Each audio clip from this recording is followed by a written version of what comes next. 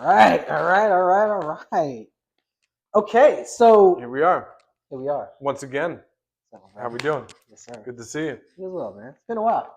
A couple of weeks. Yeah. Week and a half. You left the country. I left the country. We're gonna get into that We'll get into that because later. I want to hear about that. Okay. Maybe they at the want to end. hear about it too. Maybe a little sip at the end. Okay. Okay. So let me ask you a question. Why do neighborhoods attract billions of investments while others stay the same for decades? I grew up in Miami, and certain parts of Miami has been the same for years. Now there are certain places that are being changed. After years, I'm 40. So my whole life, I always knew this certain neighborhood to be this certain neighborhood, right? You got different places in different cities where it's always been like that. So today what we're going to do is explore Opportunity Zone 2.0, right? And we're not going to discuss it from a tax policy standpoint, but we're going to talk about it from a standpoint of a blueprint for neighborhood transformation. That's going to be the focus today. So how you feeling, man? I'm feeling great. Cool. Oh, for those that just tuned in, our newcomers and everybody, you're now tuned into the StrongBois podcast. I'm Jackson Strong. I'm Brzezinski Boyce. And I do urban planning. And I do small scale development and strategic neighborhood planning.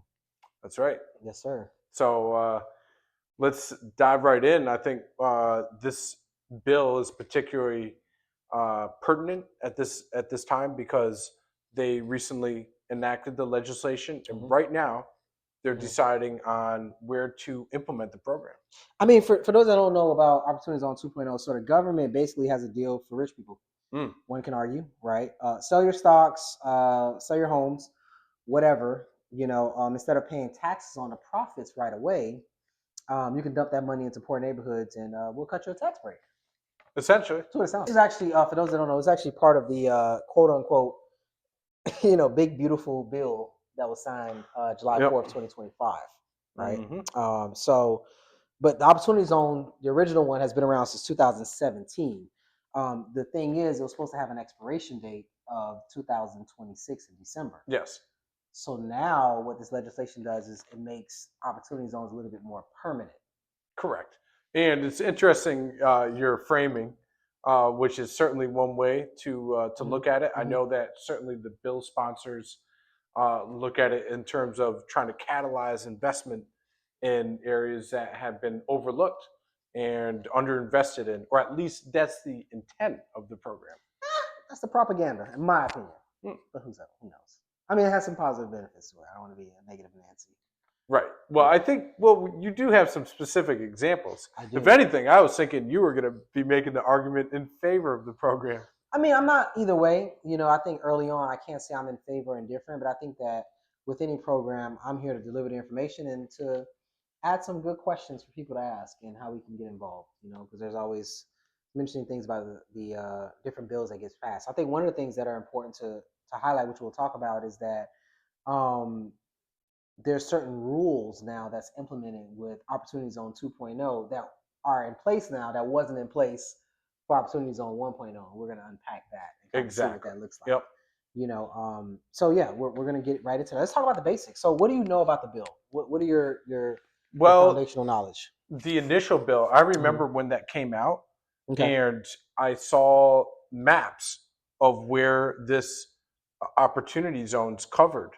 And it covered huge areas of cities, including areas that was kind of questionable as to whether they really needed additional tax break to justify investment.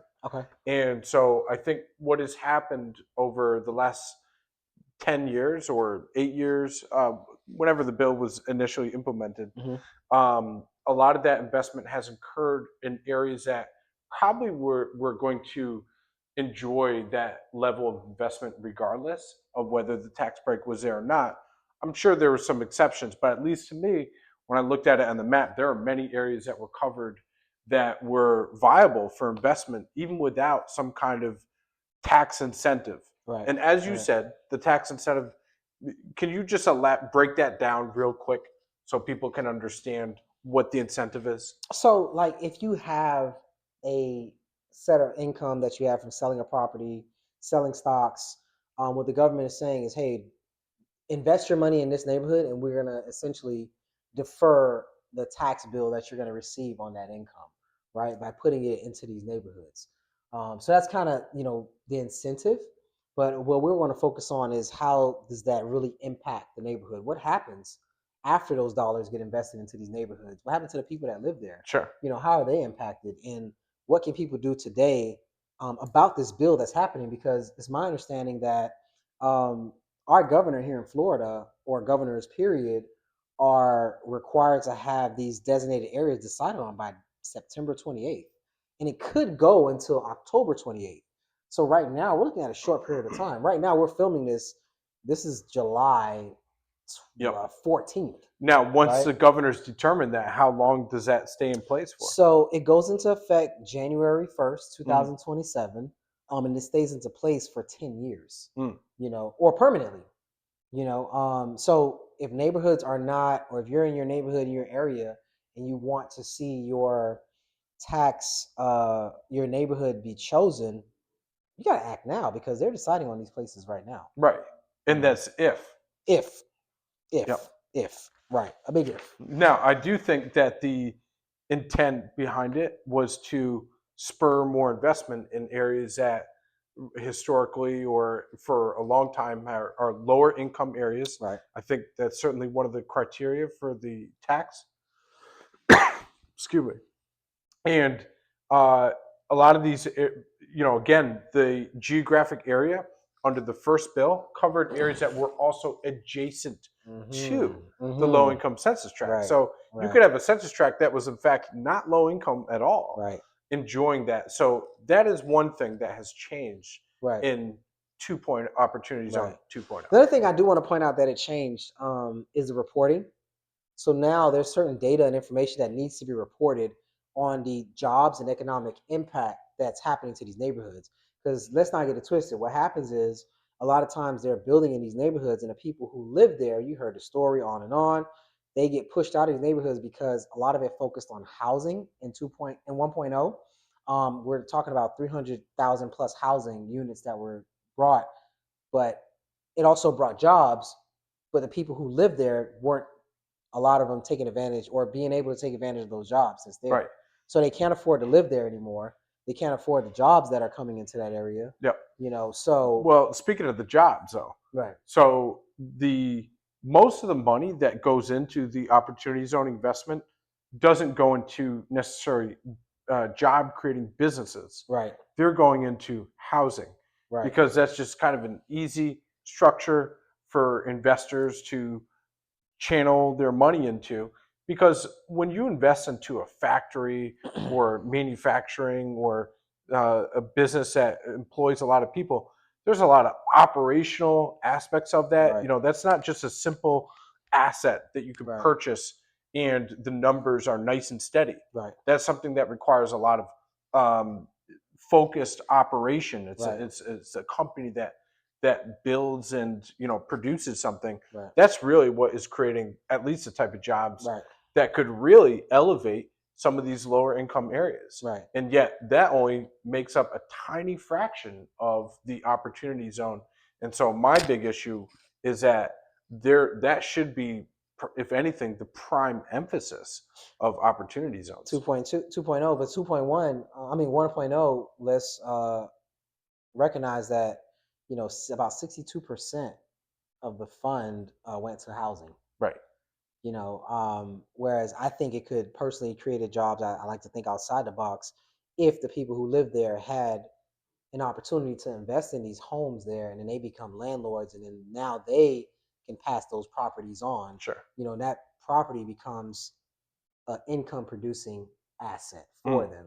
If they get the ADUs, they get missing middle, they can rent one side out, things of that nature. But how do we, implement that for 2.0? Well, the funny thing is that the barriers to being able to do that really, I don't think have a whole lot to do with some kind of federal tax incentive on capital gains. Agreed. That has to do more with local land use policy, with building codes, with all the barriers that there are to being able to build at a lower cost, which is ultimately what you need to be able to do to make construction viable in some of these areas that might not command super high rents. and this bill it's not really going to change that. Where it could change, where it could really, where we need uh, the help the most is to bring jobs and economic opportunity. So we talk about a lot of times the conversation is dominated by housing, but we don't focus enough on income and jobs, because that way people wouldn't necessarily need to fall within an AMI category to be able to afford a home. Right. Now, I'm glad you said that, because, looking at reports from Marcus and Millichap, CBRE, when you look at multifamily housing stock in the industry, coming from a background of property management and managing multifamily units under major property management companies, I hear a lot of dialogue about, before they even build a multifamily unit, what jobs are there? Right. What's the income? Oh, the jobs is everything, right? So it starts with the jobs. It starts with the jobs. And I agree with that. I can definitely respect that. That's really the genesis of urban investment, urban development. Right. People come and migrate right for economic opportunity above all else. Right. Because no jobs, they can't afford the housing. Exactly. So that's what's happening now. Another thing about the bill that stood out to me that I think is really cool is that, excuse me, a good portion of the housing. So now all of a sudden you're a opportunity zone 2.0 proponent. I'm not going either way. Okay. So right now, I'm fluid. I'm just here to report and analyze and provide the information. Because you kind of came out of the gate spicy on opportunity zone 2.0. Hey, listen. Sometimes I'm gonna play both sides to just be able to allow people to think. Because really, the goal here is to get you as a listener to have these types of dialogues, to analyze it, to pick it apart. We're just, presenting the information. Sure. And I might have some opinions on some of it. But I'm not here to just say yay or nay on everything. It's happening regardless. Right. So I'm here to report. Exactly. But one thing I do like and can appreciate is how there is more of a focus on rural areas, right? Yes. So as we were talking about earlier, I'm a new urbanist. I do believe in new urbanist principles, and I'm not a fan of suburban sprawl. But I do believe that in these rural areas, we can have some new urbanist neighborhoods by building traditional neighborhood development, right? That's an actual form of developing in an area that's more rural, that's still going to give you the components that you'll need in order to be a viable community, right? Creating the economic base, having different forms of income level type of housing there as well. So I think that I really like that. And most importantly, for Black towns, right? A lot of people don't know there are a lot of Black towns that are in more rural areas that are not able to get certain investments because of the ruralness that's there. So hopefully this incentivizes some folks with some investments to go ahead and invest in those rural areas, like towns in Oklahoma, like Tallahassee, Oklahoma, which is in a very rural area in Oklahoma, the oldest Black town that's there. Well, that's what we want to see out of the opportunity zone, is being able to channel investment into areas that otherwise wouldn't be able to enjoy that investment, right? Right. That is the objective, I think, above all.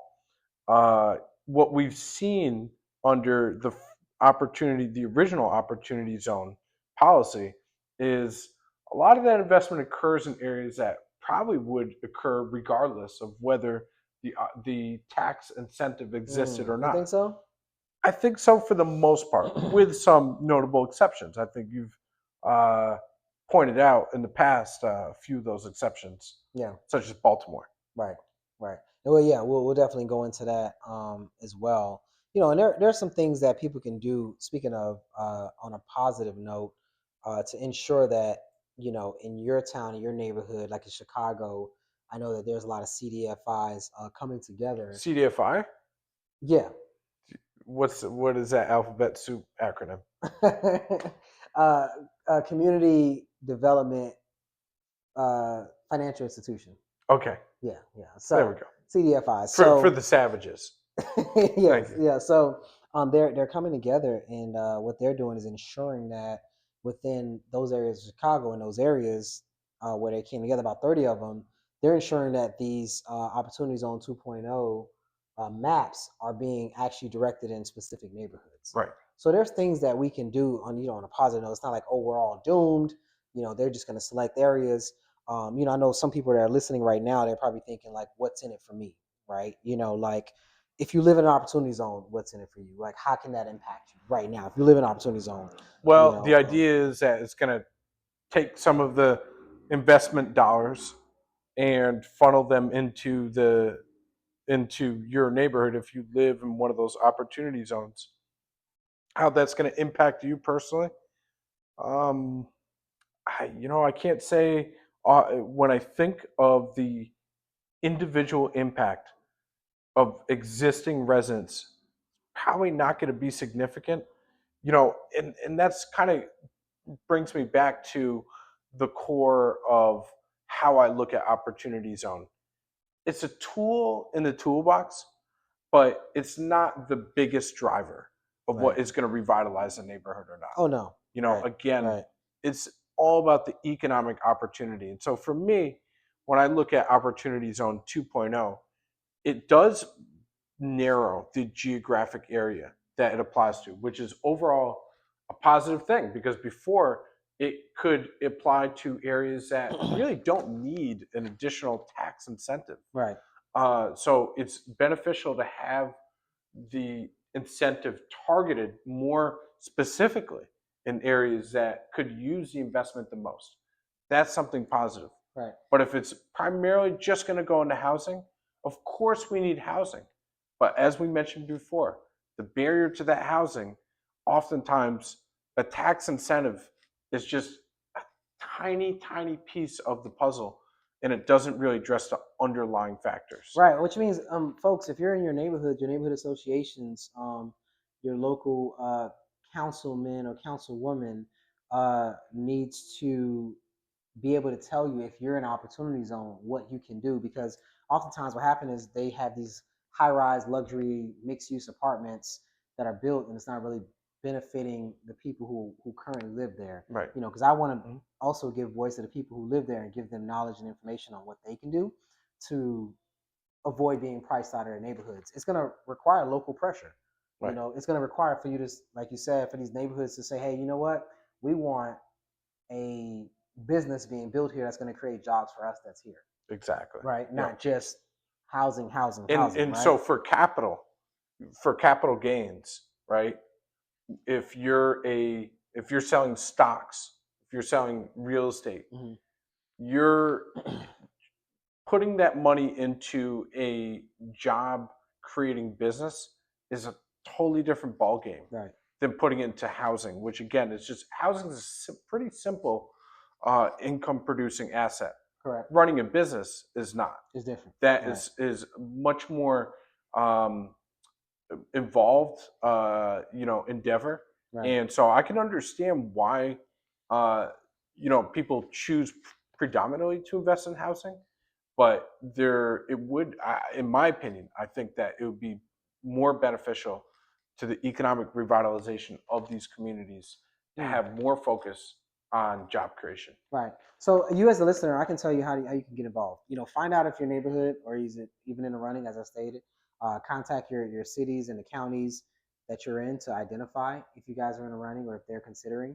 Get with organizations that are coming together around this Opportunity Zone 2.0, so you can be involved in the room to help ensure that your neighborhood is affected how you want it to be affected. Again, giving voice to the voiceless or people who don't know that they have a voice and getting involved. You're going to say something? I was going to say something. I was wondering. Please continue. So those are some of the things that you can get involved, ways you can get involved in. The reporting rules. Let's kind of talk about that. I think that, like affordable housing requirements, like these places that stack incentives get very different results than places that just have tax breaks and have them run wild. Sure. Now I know that you had some feelings around that, just investing in housing versus investing just in the job market. Yep. Kind of elaborate on. Let's just say you live in an opportunity zone right now. You're in your neighborhood. How would you combat and ensure that they just don't build a high rise and price you out? What do you think you can do as the local resident in the neighborhood? I think that's kind of the challenge, right? Because the law itself does not require this investment to occur in job creation. Now, the law does require reporting. It requires reporting. So the difference between 1.0 and Yep. 2.0 is that they're required to report the amount of jobs and investment and collect the data. It's kind of amazing they didn't require that before if you're using incentive. I mean, that's just me. I know. So yeah, go ahead. The reporting requirements are good. We're going to get much greater transparency and see how the program is actually impacting these areas, right? And then in 10 years from now, it's subject to renewal. Right. And perhaps at that time, it will be adjusted and additional provisions, maybe things around requiring affordable housing. Once again, I'd like to see more of the criteria based around job creation, because that is, if we're trying to revitalize areas, right? If we're ultimately trying to bring investment into areas, that investment happens as a result of higher incomes, of greater economic opportunity. That is the root of what will revitalize communities. I don't think that a tax incentive program alone is going to address that.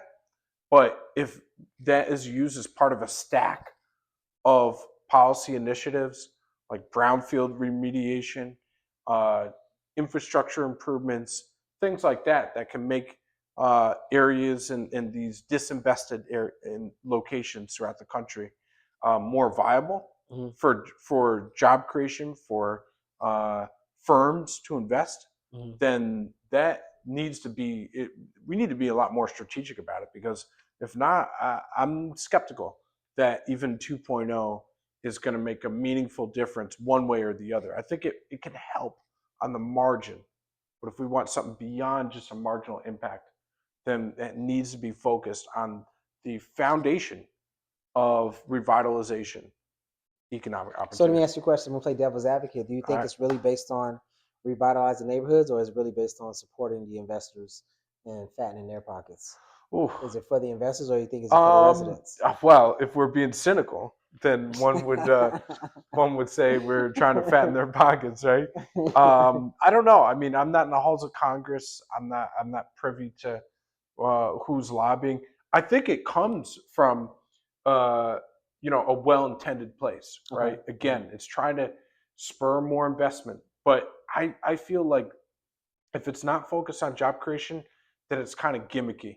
It's a way for politicians to say, big beautiful bill. Hey, we have policies that encourage investment, but the actual investment, we need to address the root of what it takes to make places vibrant and to make communities successful. Right. And that requires, like, again, brownfield remediation, infrastructure improvements, land use policy that supports job creation, a whole host of factors that are the criteria in which job creators determine where they're going to locate their operations. Okay, so let me ask you this. So it basically sounds like what you're saying is, you answer the question, is a tax break the right tool for fixing neighborhoods? Or should it be direct spending from the government to help repair infrastructure and all those things within, the neighborhood revitalization? I think it is a part of the stack that you can use, but it needs to be directed specifically at job creation, right? Right. That's where, like, obviously we want housing creation, right? But housing creation isn't the obstacle for housing creation isn't because there's not a lacking capital gains incentive for investors. For investors, right? It's because the building code, the licensure laws, the land use policy, a whole myriad of public policy drastically restricts and constricts the ability to produce housing. So if you're not going to touch that, and you think that a capital gains tax is going to make a meaningful difference one way or another, that's not addressing the root of the problem. That's on the housing side. Yeah. Now, we talked about last episode the Road to Housing Act, and they actually have some great tools in there. Right. So I'm not in combination with these things happening. Yes. The two together sounds good. Now, I don't know what else is part of the big beautiful bill that's really going to focus on economic vitality and jobs. But let me ask you a question. So your neighborhood, you just find out that your neighborhood was selected for, um, an opportunity zone. Are you excited or are you nervous? Well, I'm in downtown Tampa, right? So I don't think Well, we're not that. talking about Tampa. I'm All just right, we're saying if you not. live anywhere else, Okay, let's whether say I it's live in a zone rural, that qualified, okay, live in right? a A zone that qualifying qualified. zone. Yeah. Am I excited? Or are you nervous? I'm kind of indifferent, Okay. if I'm being honest with you, Yeah, right? yeah. I mean, I know I'm supposed to take one side or another here, but again, it's just because I don't believe inside that this is The really sole it's answer targeted only. enough Right. towards the actual thing that's going to move it. Hmm. I'm not nervous in a sense like, oh, it's going to bring this rush of new luxury housing investment that's going to price out the community. I'm nervous Because about that. I what's know there's some that? people that You're are nervous nervous about about that. that? Absolutely. Yeah, really. So you think that this capital gains tax incentive is going to be the difference between Absolutely. big time luxury investment and no investment at Absolutely. all? Absolutely. I think that You're saying that that's the only difference barrier is that I don't capital? want to say only, but I think Okay. that we do see some positive impacts that Mhm. it's going to bring. Not to be all negative, but it's almost the same rhetoric in the same playbook, right? So these investments are going to go to these neighborhoods that are disinvested, and how do we allow and create a system for the people who live there to still be able to live there and enjoy all the benefits that's coming to that neighborhood? Sure. That's just the rhetoric, just the old song we've been trying to figure out, Yep. for years, That right? old sad tune Right. that we've been I hearing for mean, decades. come on. It's Yep. like, so they're talking about jobs. I like with the reporting, but we really have to galvanize and work together with our CDFIs, our CRAs, our financial institutions in these neighborhoods. Using a So whole alphabet soup of acronym here. CRAs. That's a very community Floridian redevelopment, right? acronym. A community redevelopment authority or association, I Yep. believe, and hold these investors accountable Mhm. through this reporting. I think the reporting is a huge benefit, but if no one's actually there holding people accountable to this, and then what's going to happen if they don't? Right? Like if they held someone accountable, it's like, hold on, you didn't create jobs for people that live here. Hopefully, the data also reflects you displaced X amount of people who were living here, and now they have to live where and what do they do? Sure. I think that's important to track to see. Well, I think that reflects a little bit more, I don't want to say optimistic, but bullish view on the impact of the Yeah, impact report opportunity is going to be important. to Opportunity Zone 2.0. Yeah, Because I just don't think it's going to move the needle that much. Like if my neighborhood is now designated, first of all, your neighborhood, if it's designated under the initially, it's probably still going to be designated. well, that's the thing. So I'm glad you said that. Yeah. Right. Okay. Some neighborhoods that were probably designated last year or before the bill may not be designated anymore. Yeah. Usually, probably the more higher income areas. Who knows, right? We got to find out. Right? We'll see. We'll see what the governor ultimately chooses. But um, that's why right now is the time to get involved if you're interested in opportunity zones.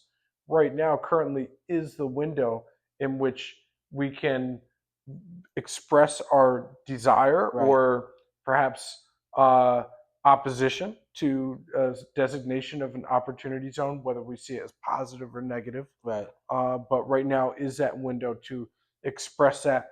The governor ultimately decides, but I don't think that the governor's parsing through the census tracts, late at night, picking and choosing which one is going to be an opportunity zone. Well, see, that's the good thing that you brought up because right now we're working against the clock. Because again, this takes an effect January 2027, and the governor has until September 2028 to decide these areas. Mm. So, who's lobbying for what? Who's doing what? Where? How you can get involved? I think that's really important for you to contact your economic development offices, your local municipalities, your counties, and identify where you stand. I think it's important to start off to know where you stand in your neighborhood. Is there a public process where they're hearing from people in the community?